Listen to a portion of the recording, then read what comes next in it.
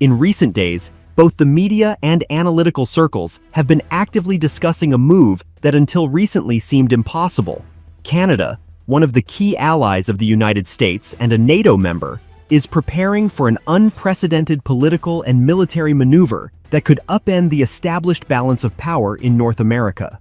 According to sources close to the government in Ottawa, official military delegations from China have arrived in the country for the first time in history.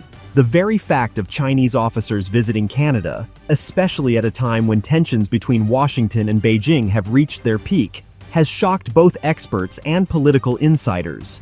The situation appears particularly acute against the backdrop of strained relations between Canada and the United States following the rise of Donald Trump to power.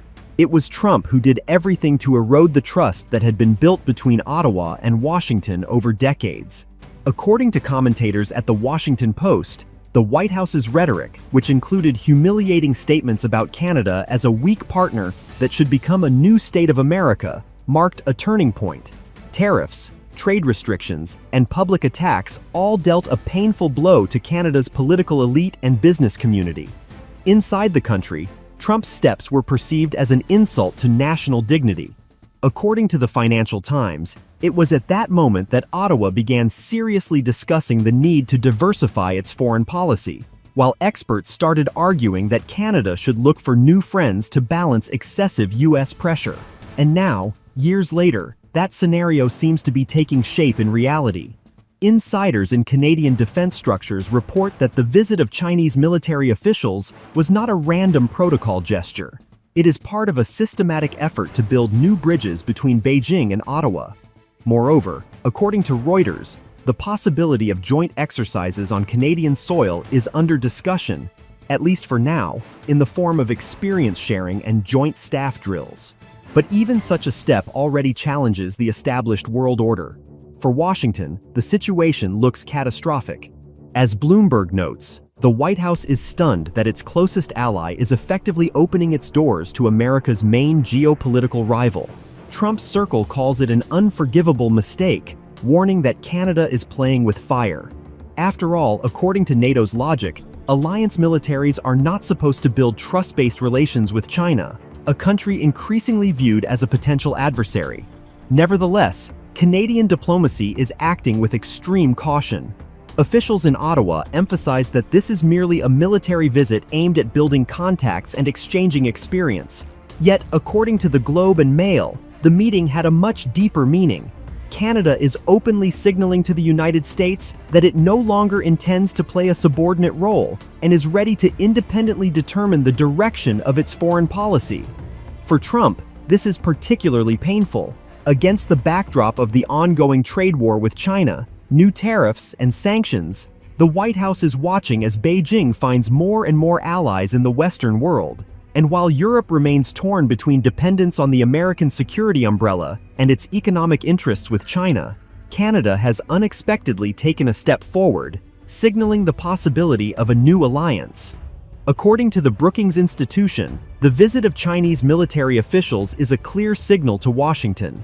Canada no longer sees the United States as the sole force shaping its security and economic future. Whereas Ottawa once aligned itself entirely with the White House, it is now opening the door to a new perspective, a strategic partnership with China that could encompass the economy, technology, and even security. According to a former diplomat interviewed by the Wall Street Journal, Canadians are tired of constant pressure from the United States and decided to show that if America continues to act like a dictator, Ottawa is capable of changing friends and finding a new partner in China. Experts note that Canada's move operates on several levels. First, it is a demonstration of independence, a signal to the domestic audience that the country will not tolerate humiliation. Second, it serves as a bargaining tool, pressure on the U.S. to reconsider trade and economic terms. And third, it is a strategic message. If Washington tries to squeeze Canada even harder, Beijing is always ready to lend support. The situation is developing rapidly. According to Kyoto News, a series of new contacts between Canada and China are planned in the coming months, from cultural forums to economic delegations. Insiders also report that Beijing intends to offer Ottawa long-term investments in infrastructure and green energy, sectors that are critically important to the Canadian economy. Thus, a new geopolitical storyline is unfolding before our eyes. Canada, long considered the quiet neighbor of the US, is unexpectedly becoming an active player, ready to challenge traditional ties and seek new alliances.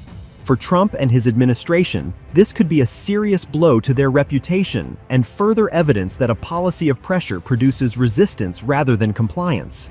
The key question now is whether Canada will take further steps: joint exercises, new trade agreements with China, or expanded military cooperation. If so, it would mean that North America will never be the same again. Analysts are paying particular attention to NATO's reaction. According to the Atlantic Council, Brussels is extremely concerned that one of the alliance's key members is stepping beyond its usual behavior. The Canadian military has long been considered a reliable part of the North Atlantic defense system, participating in all joint operations, from Afghanistan to the Balkans. But now, with Chinese military personnel stepping onto Canadian soil for the first time, the question arises: how far could this flirtation go? In the corridors of NATO headquarters, as Euronews reports, some diplomats are already speaking of a new precedent that could weaken the cohesion of the bloc in the future. The economic dimension is no less important. Canadian business circles have long felt dual pressure. On one hand, dependence on the US market, which accounts for over 70% of exports. On the other, rapid growth of opportunities in China. According to The Economist, as recently as last year, Beijing offered Ottawa expanded access to the Chinese market for agricultural products in exchange for Chinese participation in rare earth mining projects in Canada.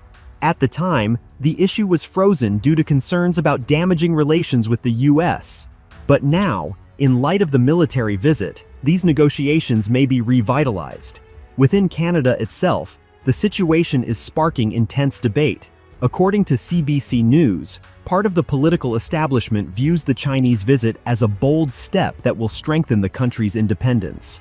However, the opposition accuses the government of jeopardizing allied relations with the US and potentially drawing the country into a dangerous game between two superpowers. Nevertheless, the cabinet's approval rating has unexpectedly risen amid this tough stance toward Trump. For many Canadians, this move has become a symbol that their country is finally no longer America's younger brother. American think tanks, such as the Council on Foreign Relations, warn that if Canada truly pursues closer ties with China, it would represent a strategic defeat for Washington. In effect, the US would lose its monopoly on controlling North America. Thus, Canada's move is no longer merely a diplomatic gesture. It is a geopolitical declaration, a message to Washington and to Trump personally. The era in which Canada unconditionally followed the United States is coming to an end, and if the White House continues its policy of pressure and humiliation, Ottawa is ready to decisively change course.